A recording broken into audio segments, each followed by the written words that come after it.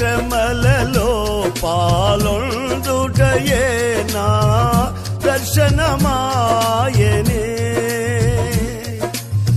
నా తనువందున శ్రమలు సహించి నీ వారసుడనైతినే. నీ శ్రమలలో పాలొందుటయే నా దర్శనమాయనే. నా తనువందున శ్రమలు సహించి నీ వారసుడనైతినే. ఆహ నా ధన్యత, ఓ నా భాగ్యము, ఏమని వివరింతును, ఏమని వివరింతును.